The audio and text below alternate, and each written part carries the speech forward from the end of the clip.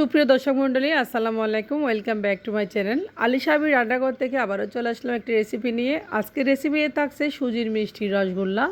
তো খুব সহজে বানানো যায় রেসিপিটা আমি আপনাদের সাথে শেয়ার করতেছি একদম ইজিভাবে। তো রেসিপিটা ভালো লাগলে অবশ্যই চ্যানেলটি সাবস্ক্রাইব করে পাশে থাকবেন। আমি এখন একটা প্যানে সুজি নিয়েছি, এখন মেজারমেন্ট কাপে 1 কাপ পরিমাণ মতো।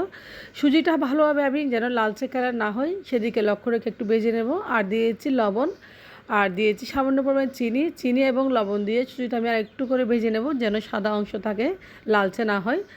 তো এরপর যে দিয়েছি আমি এখানে দুধ, আমি এখানে 2 কাপ পরিমাণ লিকুইড দুধ দিয়েছি। দুধগুলো আগে থেকে জাল করা ছিল। তো 2 কাপ দিলে হবে, সুজির পরিমাণ অনুসারে আপনারা দুধটা ইউজ করবেন। তো এইভাবে এরপর যে আমি একটা ভালোভাবে একটা ডো রেডি করে নিয়েছি দুধগুলো দিয়ে ভালোভাবে দেখেন। তো ডোটা আমি একটা থালে নিয়ে নিয়েছি। ঠান্ডা হওয়ার পর আমি হাত দিয়ে মথে নেব, তবে গরম অবস্থায় মথে নিলে ভালো।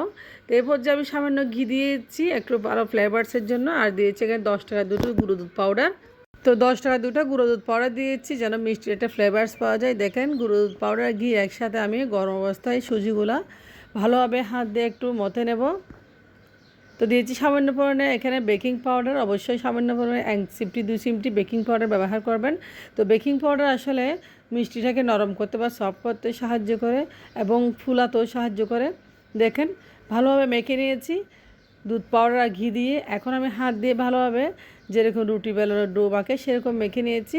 এরপর যে আমি একটা একটা লেচি কেটে নেব, লেচি কেটে নিয়ে গোলাকার আকারে শেপ দিয়ে মিষ্টিগুলো তৈরি করে নেব। আপনারা আপনাদের ইচ্ছা মতো শেপ দিয়ে মিষ্টিগুলো তৈরি করতে পারেন। দেখেন আমি একটা একটা লেচি কেটে নিচ্ছি। তো লেচি কেটে নিয়ে আমি ভালোভাবে হাত দিয়ে একটা একটা করে মিষ্টি তৈরি করে নিচ্ছি। এই সুজির মিষ্টিটা হয়ে গেছে, দেখেন খুব সুন্দর, একদম সফট, বাচ্চারা খুব পছন্দ করবে, ছোটো বড় সবাই খেতে পছন্দ করবে। আসলে সরাসরি মিষ্টি সবাই খায়, কিন্তু সুজির মিষ্টি একটা আলাদা ফ্লেভারস বা আলাদা একটা মজা। দেখেন সবগুলো মিষ্টি আমি বানিয়ে নিয়েছি। এরপর যে আমি চলেছি চুলায় আমি প্যানে দিয়েছি 100 গ্রাম চিনি, আর চিনি দিয়েছি চিনির পরিমাণ মতো। আমি এখানে 2 কাপ মেজারমেন্ট কাপে পানি দিয়ে দেবো। যেহেতু সুজির মিষ্টি একটু পাতলা শিরা রেডি করতে হবে, সেটা মনে রাখবেন। তো শিরাটা আমি পাতলা করে দিব। দেখেন কত সুন্দর, 2 কাপ পানি দিয়েছি এবং এদিকে দিয়েছি এলাচ একটু ঘ্রাণের জন্য, মিষ্টি একটা ভাব আসার জন্য। তো এরপর যেভাবে নেড়ে চেড়ে আমি চিনিটা গলিয়ে নিলাম। তো পানিটা ফুটতে শুরু করেছে এবং শিরা এরপর যে পাতলা শিরা হয়ে গেছে। আমি দিয়েছি এখানে মিষ্টিগুলা, তো সুজির গুল্লাগুলো দিয়ে দিয়েছি। এরপর যে আমি 15 মিনিট জাল করে রান্না করে নেব। 15 মিনিটের মাঝখানে আমি অফ ক্যামেরা 1-2বার উঠিয়ে নিয়েছি। যখনই দেখবেন এরকম উতরায় উঠবে তখনই আপনারা ঢাকনাটা ওঠায় ভাপটা একটু কমিয়ে দিবেন। তো এরপর যে মিষ্টিটা দেখেন খুব সুন্দর প্রায় ফুলে ডাবল হয়ে গেছে এবং অনেক সফট হয়ে গেছে।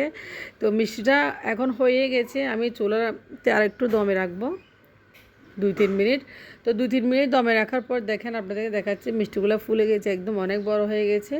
এরপর যে মিষ্টিগুলো চারপাশে একটু নেড়ে চেড়ে দিবেন স্প্যাচুলা দিয়ে, হ্যান্ডেল দিয়েও নেড়ে চেড়ে দিতে পারেন আপনারা। এরপর যে মিষ্টিগুলো আমি 5 ঘন্টার জন্য রেস্টে রেখে দেবো। তো 5 ঘন্টা পরে ফিরে চলে আসবো।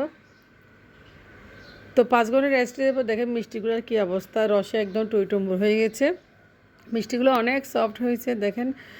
তো একদম রস ঢুকে গেছে ভিতরে। তো মিষ্টি হয়ে গেছে খুব সুন্দর। আপনারা চাইলে এরকম চটপট সুজির মিষ্টি তৈরি করে বাচ্চাদেরকে দিতে পারেন, খুব পছন্দ করবে। তো যারা এখনও বানানো নতুন তারা রেসিপিটা ভালো লাগলে অবশ্যই লাইক কমেন্ট শেয়ার করবেন, চ্যানেলটি সাবস্ক্রাইব করে পাশে থাকবেন। তো চ্যানেল সাবস্ক্রাইব করার জন্য অনুরোধ রইল। আর মিষ্টিগুলো দেখেন আমি কী পর্যায়ে নিয়ে আসছি।